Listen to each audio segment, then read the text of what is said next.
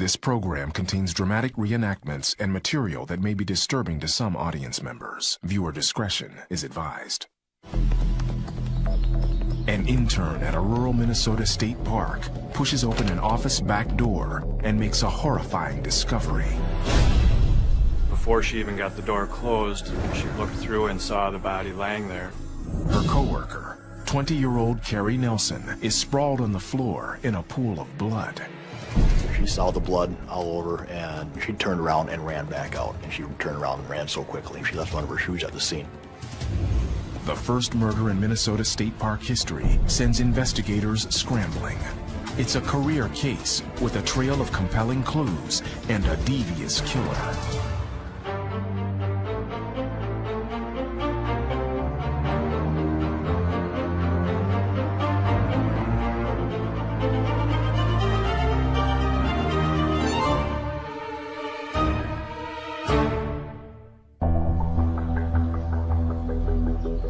Investigators from the Sheriff's Office and the Minnesota Bureau of Criminal Apprehension arrive to process the crime scene.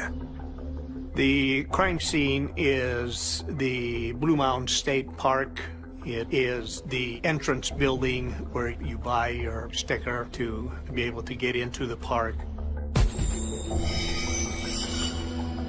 Carrie's body was laying on the employee side of the counter, the public counter. Her body was laying on her back with one hand over her chest and another above her head, and a large pool of blood around her head area. It was obvious that she had been beaten quite badly in the head. A tear in Carrie's uniform shirt suggests she fought with her attacker. The office also shows clear signs of a struggle. The fax phone had been knocked over. There were some papers on the floor that had been moved that should have been up on top of the counter. The chair that the employees would use when they were sitting at the counter had some broken pieces of the arm on the floor and actually on top of Carrie's body. On the floor, near Carrie's body, are a man's broken watch and a pack of Doral cigarettes. We really felt that the watch got ripped off the arm of the perpetrator, and the watch belonged to the person that committed this crime. Her one hand just sort of eerily seemed to be pointing right towards this watch and a pack of cigarettes laying above her head. After examining the body, Dr. Susan Rowe determines the cause of death to be multiple blunt force injuries to the head. She had multiple tears and scrapes located predominantly over the right side of her face, but she also had some on the left side of her face.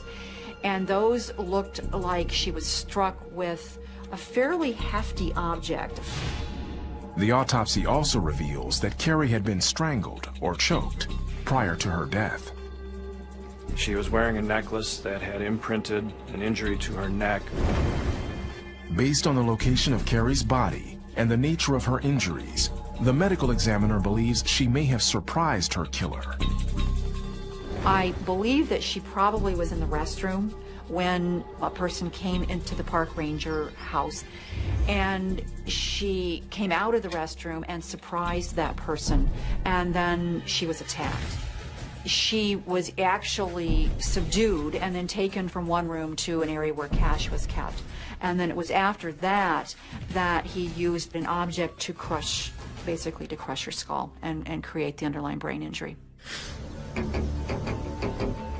Forensic investigators combed the park office for clues.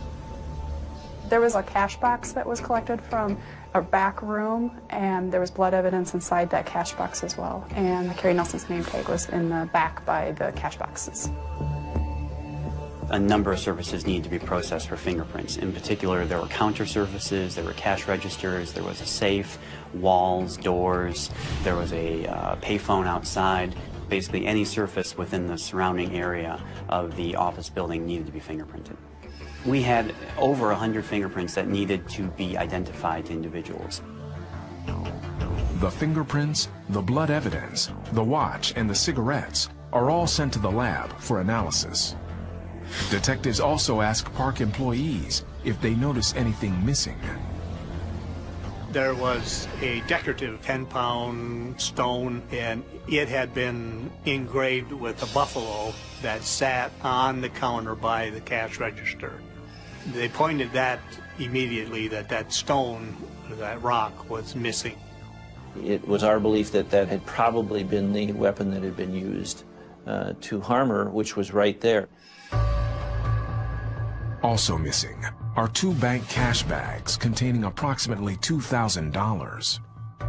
And I just never would have thought of that being a good place to go commit a robbery. However, it was somewhat remote, making it more of an easy target, and didn't have the kind of security that other places that do have a lot of money would have.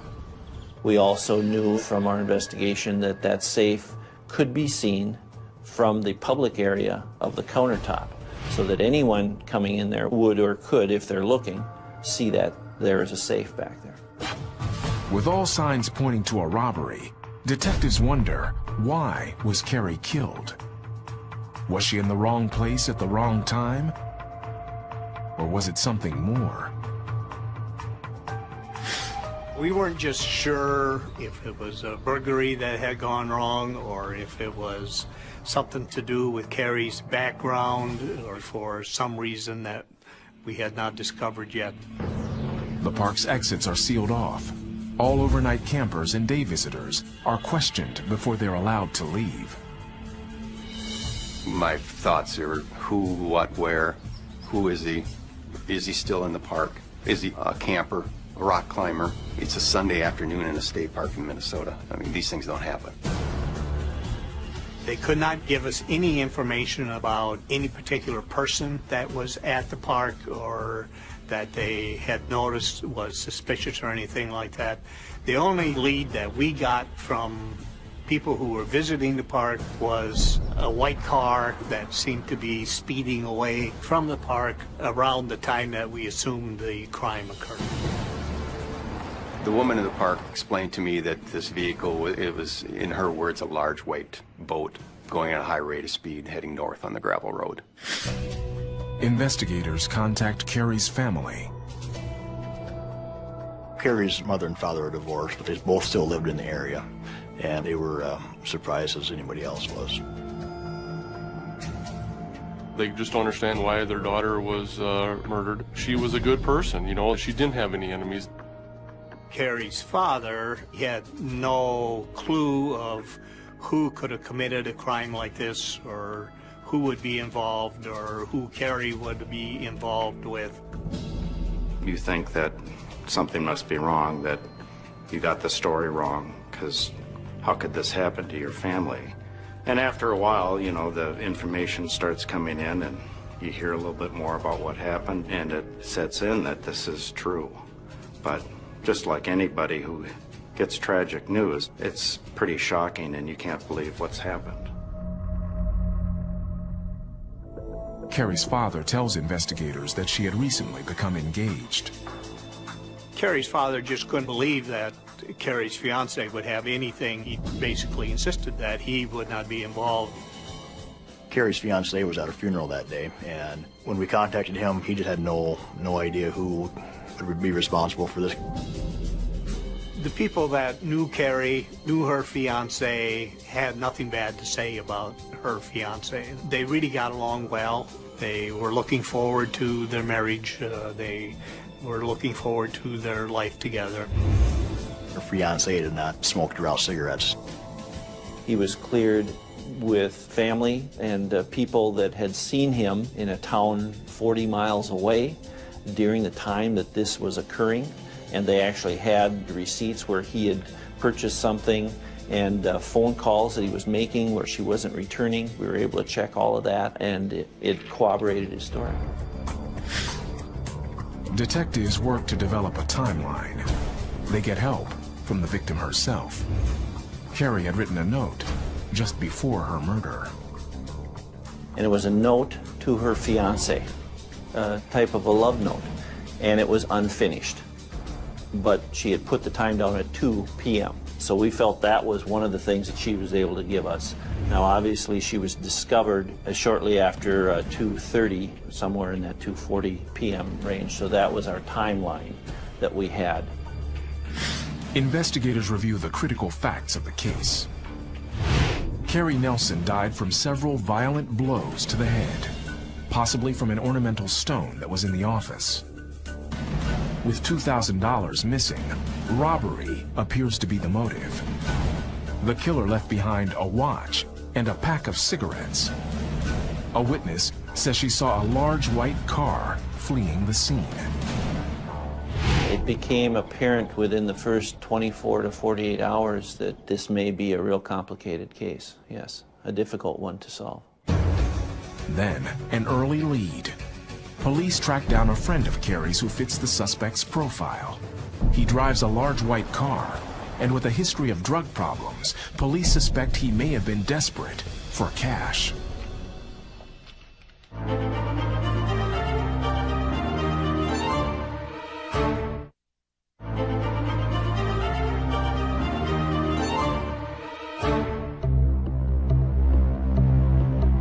When 20-year-old Carrie Nelson is found murdered in the office of the Blue Mounds State Park, the nearby community of Laverne, Minnesota, is stunned. Last time we had what we believe to be possibly a homicide was approximately 25, 30 years ago. We don't have that type of crime happening here in Rock County. Shocking is almost cliche. I think some of the major media talked about the fact that this town was shaken to the core, and it was in the sense that we don't have murders here. Just doesn't happen here, and that it happened to this family in the park and under those circumstances. One of the park workers that knew Carrie well, she refused to go there alone to work. She feared for her life every day she went to work. Carrie was working her second summer at Blue Mounds. Carrie was a sweet girl who had a great summer job. You know, she was always fun to talk to when you'd come in and always had a smile on her face. The co-workers really couldn't give us any information on who would target Carrie for any type of revenge or any type of dislike towards Carrie. It became very apparent by interviewing most of the state park employees, that, especially the ones that worked with her, they were just devastated by what occurred. Also devastated are Carrie's friends and family. You're trying to process this whole situation at first, and your mind just doesn't go there. Carrie was a beautiful young girl. She was 20 years old. She had a lot of friends. She was very popular. She was at that age where she was starting to plan for her future. Carrie's friends would say the same thing, that Carrie was just a wonderful person and could not understand why anyone would kill Carrie. A search of Carrie's apartment yields little useful information. We didn't discover anything but the personal things that she was getting ready to do. She was looking at getting married. She was also going to go that day, actually, with another friend of hers to pick some things out for that person's wedding. She had been taking some college courses in Madison, South Dakota, and that did show up too. Meanwhile, a background check on one of Carrie's friends turns up a history of drugs and a large white car. He was a part-time employee, and he had asked her for a date. She had turned him down. We examined his vehicle, both one that he had rented during that day and also his personal vehicle that was in the garage during that day. And we checked all of his friends and acquaintances and contacts through narcotics. He was a big suspect. We were thinking that this could be a drug thing possibly, or a burglary just for the money. But police find no evidence to link him to Carrie's murder. We got his DNA, searched his residence, did not find anything that could have been related to the homicide. After the murder, Blue Mounds State Park closes for a week while investigators scour the area for clues. After 5 days, an officer with the State Department of Natural Resources spots an object in a remote creek. When the murder occurred, this creek had a lot of water running through it, and it was dirty runoff from fields, and so you could not see. 5 days later, things had calmed down, the rains had stopped, the water was clear. So I leaned over the railing and immediately noticed a flat, reddish-colored stone lying underwater. I walked down to the creek and reached out with a shovel, flipped the rock over, and immediately saw the engraving. And this is what we were looking for. Medical examiner Dr. Susan Rowe compares the rock to photographs of Carrie Nelson's injuries. What I did was what's called a one-to-one comparison. I had the photographs of the object matched to scale the photographs taken at the autopsy, and then we were able to look at those photographs and actually even take the photographs from the autopsy and compare them to the actual object. And the rock was quite consistent with the injuries that were present. The evidence is very helpful in identifying what actually occurred during the struggle. We know that Carrie had a blow to the back of her head that would not have been fatal, suggesting that that may have been the first blow and it was from behind. There were at least 5 separate blows to her head, and the medical examiner is able to say that because of the injuries appearing on different planes on her head. The medical examiner confirms that the engraved rock taken from the office was the murder weapon. To detectives, it's an indication the killer acted impulsively. I don't necessarily believe that he planned on killing her when he was approaching the state park. It wasn't until something had gone wrong and he decided that he couldn't leave a living witness. It was probably going to be a career criminal, a repeat offender, a burglar of that type who didn't want to go back to prison.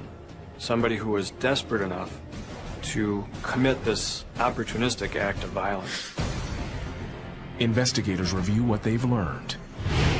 Carrie's attacker used a weapon of convenience, not one brought to the scene. The killer dropped the rock in a stream before leaving the park. Tests on the rock reveal no DNA or fingerprints. This appeared to be sort of a random act, and so there wasn't any real good suspect at that time. Frustrating was the word. You walk into our office every day and we had a picture of Carrie, and you see that every day. You're constantly looking at that and wanting to try to solve this case. But investigators have little to go on. It will take a breakthrough in forensic science to finally give them what they need.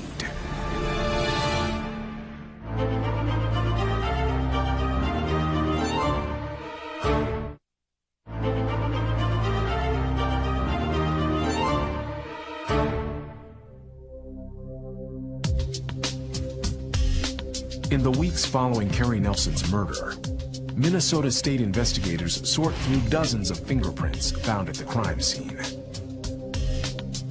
Obviously, in a public location, you're going to have a lot of fingerprints that you may not be able to identify, but the process began of trying to identify all of those fingerprints.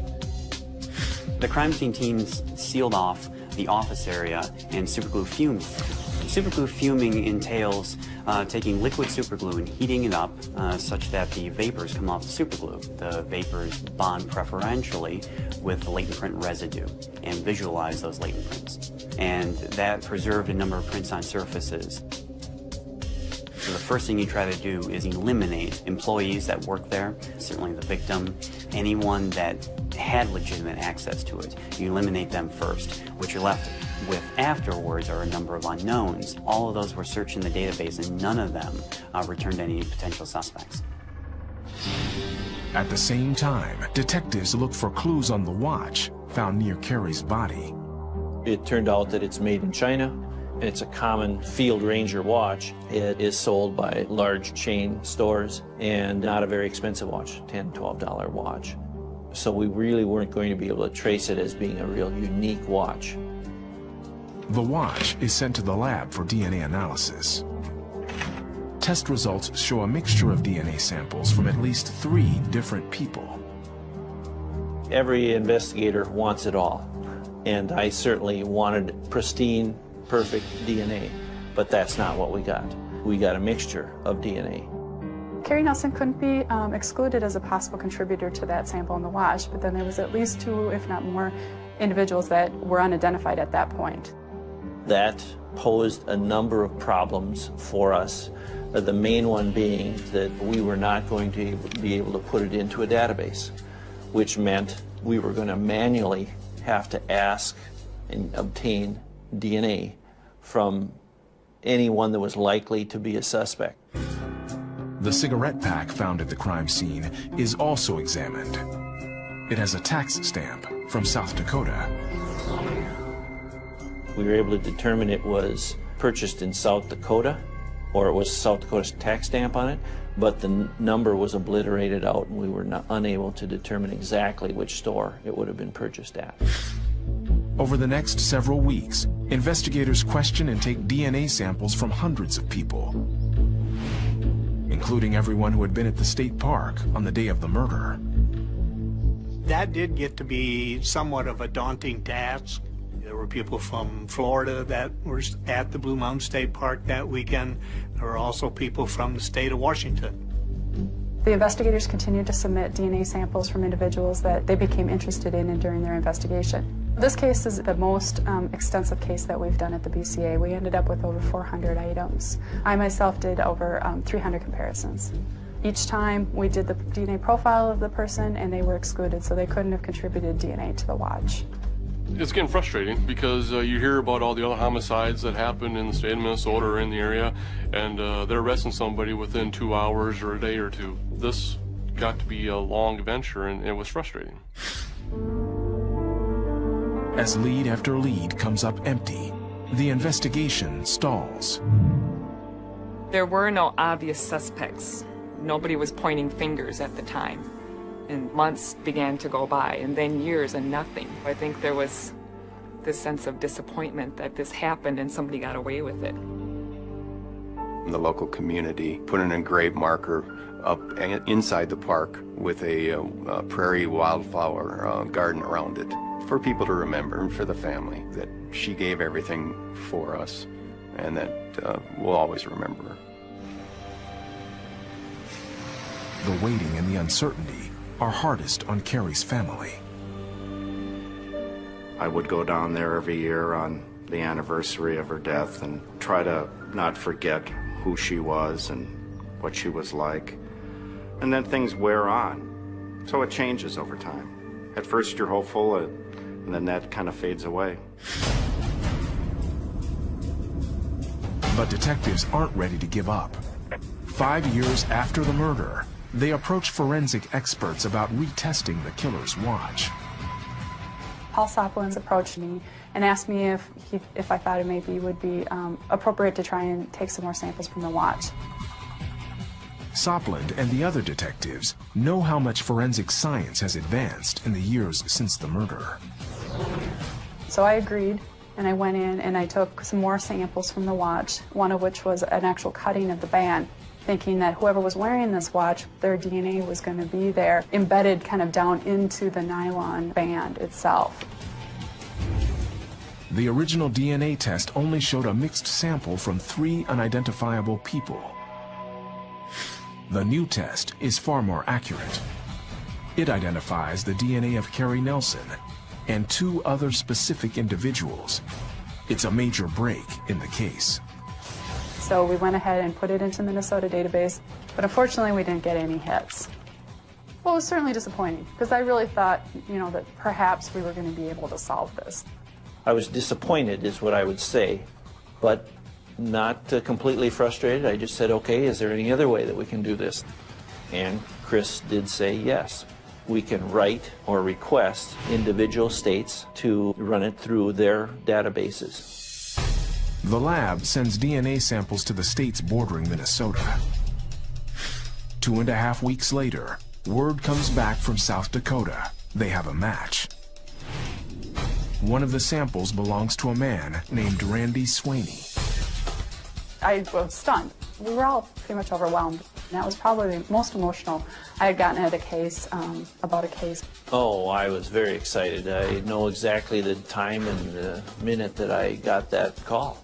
It was, 1:30 in the afternoon on the 2nd of April. I'm almost getting tears to my eyes right now because of thinking about how much excitement there was, because we knew at that point 99.99% DNA was correct. But one DNA profile from the watch remains unidentified. I had been pretty familiar with the profile, and I noticed that it looked to be a mixture of a male and a female. And so I actually then contacted the South Dakota lab and said, I think there's a female's DNA. And so my colleague in South Dakota found 2 individuals that were either related to or married to Randy Sweeney, and those samples hadn't been tested yet. So she went ahead and tested the samples. Tests reveal that the unidentified DNA profile recovered from the watch belongs to Randy Sweeney's wife. But even with the DNA matches, detectives know the case is far from solved.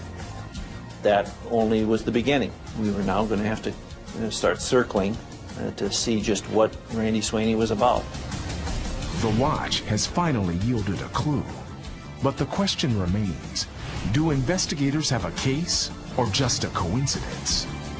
Well, we wanted to talk to you about, possible crimes you may be able to help us with, or that you could be involved with. I don't know.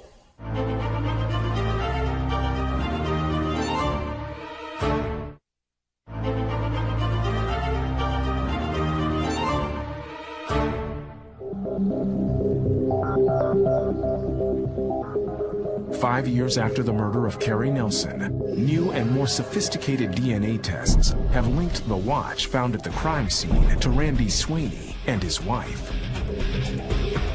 I remember it very clearly, and I thought, all right, this is the call we've been waiting for. This is our match. Since the watch left at the scene was a man's watch, detectives focus first on Randy. Now we gotta find out more about this guy. We gotta find out who he is, what he's done in the past, where is he now? We needed to talk to him and get his side of the story. He's a suspect now, but he's also innocent. So we had to make sure that we could prove that he was the individual that committed this crime. In addition to his DNA, forensic investigators also find Randy Sweeney's palm prints at the crime scene.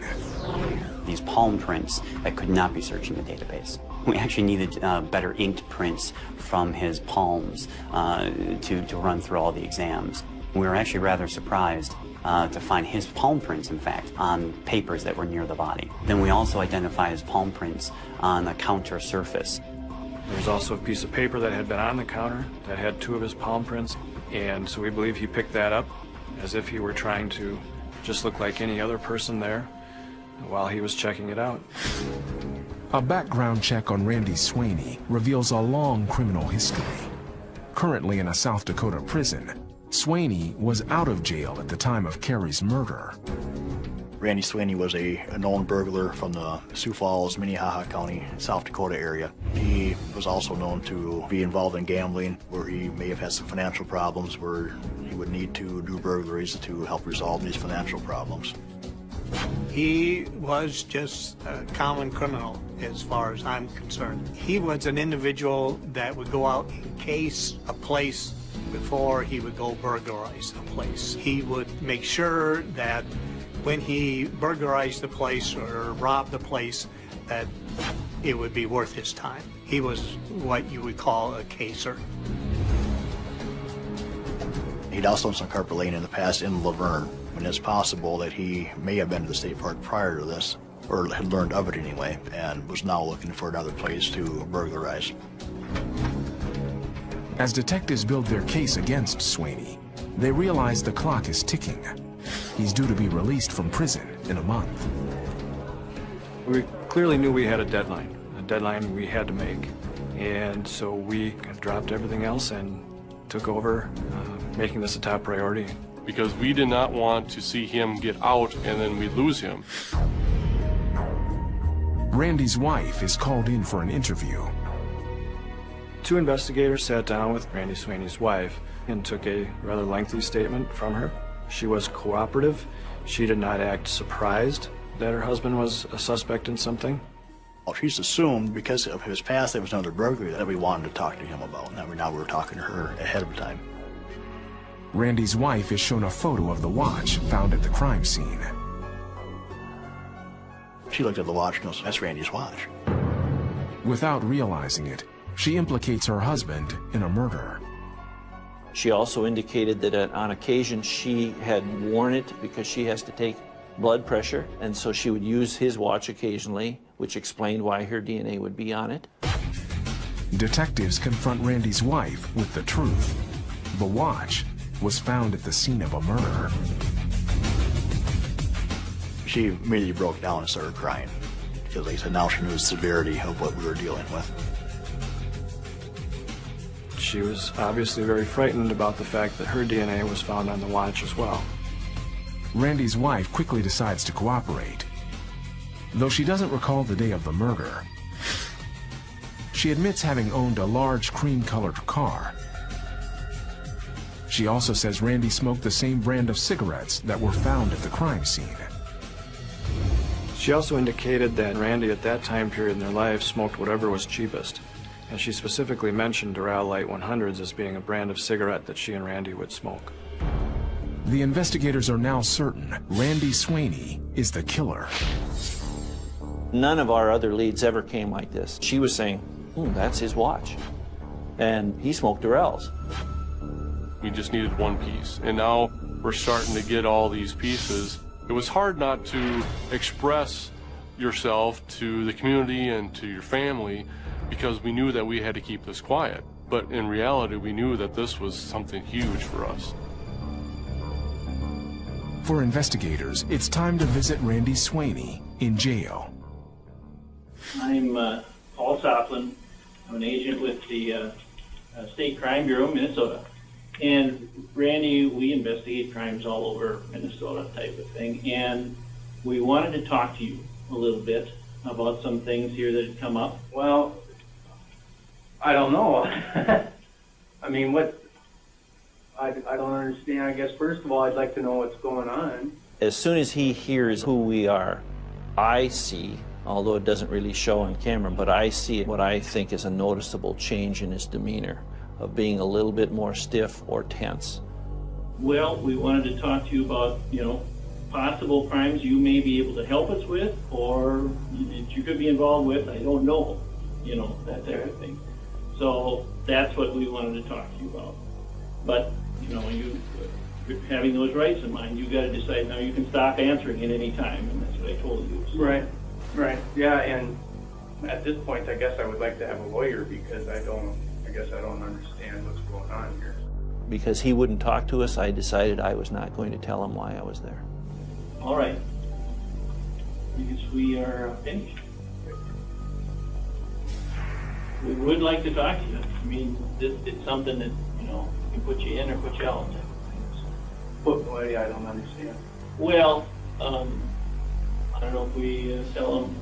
It's in regards to a case in Rock County, Minnesota. Rock County? Yeah. A few years. Okay. But you lawyered up, so, if you don't want to talk to us, if you change your mind, then you can call us. The following day, in lockup, Swaney calls his wife. What are you doing? Nothing. You're not coming up to visit? No. Why not? I was talked to yesterday by detectives. Okay, about what? I don't know. What was it about, Randy? I don't know. They found my DNA and your DNA on a watch in Minnesota in some campground called Blue Mound. Okay, they didn't tell me that. Well, that's what they told me. If I'm going to end up going to prison for the rest of my life for something that I didn't do and you did, I'm going to be mad. I'm more mad now. Because there's something else you're not telling me. No, it's not. How in the hell do they have our DNA on a watch? I have no idea. What do you mean you have no idea? I've not been in Minnesota. Have you? No. How about May of 2001, Randy? Like shortly after we got married? I don't believe. No. Don't play stupid, Randy. This is serious. You know something, Randy. You have to tell me. I'm going to end up going to prison for something I don't know nothing about. You can tell by the tone of her voice and the things she says to her husband that she is very upset about this. And she really takes him to task. What happened May 20th, Randy? It was on a Sunday. It was a week before Memorial Weekend. I don't know. At Blue Mound. I don't know. Somewhere in Minnesota. I've never been there. Somebody has our DNA on the watch. He just tries to assure her that he's never been to this park, that he didn't do it, and that he may have just lost his watch is his eventual explanation, that it may have come off while he was working somewhere. Angry at Randy, she also wants to prove her innocence. Randy Sweeney's wife was actually at work that day, and all day, so she had a solid alibi. And so basically we were able to eliminate her even though her DNA was on the watch. After her interview, Randy's wife gives detectives several photographs. In one of them, Randy's wearing a watch identical to the one found at the crime scene. In another photo, there's a pack of Doral cigarettes. There's an old saying, of course, that a picture is worth 1,000 words. Those pictures were worth many more than that. The pictures were even good enough to show that the clasp of the watch was in the fourth hole. And if you look at the watch at the crime scene, it's in the fourth hole as well. Carrie's family is notified of the news. It appeared that they had their man at that point. That was a relief that that they caught this guy. I remember Stan saying, "I'm numb. I'm just numb from it." But both of them were very grateful for our efforts, and I apologize for taking so long. But, you know, they're pleased with the outcome. On May 8, 2007, 6 years after the death of Carrie Nelson, murder charges are filed against Randy Sweeney, just one day before his release from prison. Finally, there was a suspect. I don't think anybody reacted to the suspect, you know, as Randy Sweeney. Nobody knew him, but we felt like we could exhale. Prosecutors feel confident. But this is Rock County's first murder trial in 3 decades. Is there enough evidence for a jury to convict? Get more Solved online.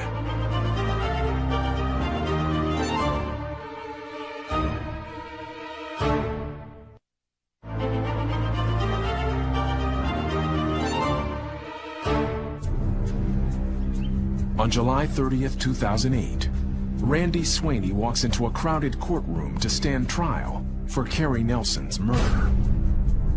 The trial had a great deal of notoriety in the community. Laverne is a fairly small town. The murder was certainly out of the ordinary for a town like that. For Carrie's family, it's a painful moment.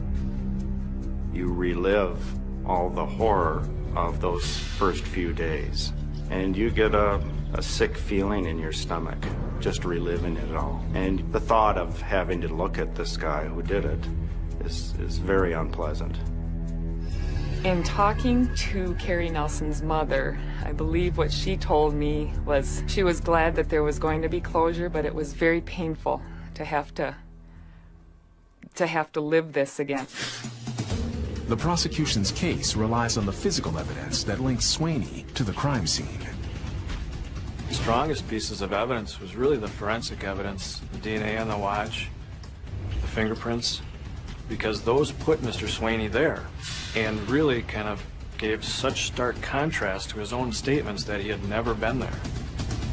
The defense argues that Sweeney wasn't even there. The defense tried to deal with the DNA on the watch, of course, by suggesting that he had in fact lost his watch at some point in time, and that somebody else was wearing that watch and committed the murder. Sweeney remains emotionless as prosecutors explain what they believe happened on the day of the murder. We believe that he picked up the car from work, may have driven around to other locations trying to figure out a place that he could rob, and quite possibly saw the state park sign out on the freeway and headed to the state park something happened during the casing of it that it went wrong. One of the things we looked at is that we knew that Carrie may have been in the bathroom beforehand. She also was known to put the cash out when she was counting it, so that there may have been cash. She may have been in the bathroom when this individual came in and saw an opportunity to just take the money. We believe he then entered back into the employee side, where he encountered Carrie Nelson and immediately grabbed her, and then dragged her back to where the safe was and made her get money out of the safe. And when Carrie tried to resist, it just probably caused him to become more violent than what you would consider a burglar to be. Prosecutors say that Carrie tore off Sweeney's watch during the struggle. They say the cigarettes must have fallen out of his pocket. We believe he then dragged her to the front where the cash registers were, and that's when he grabbed the rock and hit her from behind, knocking her down. We believe that after killing her, he realized he had to get out of there. It is open to the public, and so he just ran out as fast as he could. Took the rock with him because that was the murder weapon.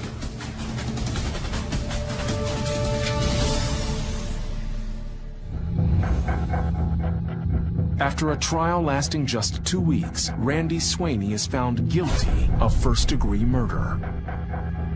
The next day, he is sentenced to life in prison without the possibility of parole. When the verdict was read, Mr. Sweeney showed absolutely no emotion. He sat still and without any expression on his face. And in fact, the next morning, when the judge sentenced him to life without parole, Mr. Sweeney denied that he was guilty of it. That I did not kill Carrie Christine Nelson. And that was the only reaction or expression that he gave. What's hard for me and hard for our family is that this is the last place in the world you think a tragedy like this is going to happen. We all miss Carrie. She was a beautiful young woman with her future ahead of her. I spend a lot of time up in the park, and it's just a beautiful place to be. And I still am sad that such a horrible, dirty thing happened there, in that beautiful place on Earth. For investigators, the longest case of their careers had finally come to an end. There's so many cases now that are being solved by DNA. That is extraordinary in our day and age. However, I also know that it doesn't replace the gumshoeing that police have to do, and you still have to do the work. This case really stands out in my mind because of the amount of work that went into it, because of the issues involved in the case, because of the very human aspect of this case. Carrie Nelson was truly an innocent person just doing her job when her life was brutally taken from her. So you think, well, homicides can't happen in Rock County, but now you have to take it seriously. It's always in the back of your head as to what somebody you're talking to today might be capable of doing tomorrow. And it just changed my view of law enforcement completely and how I approach my job every day.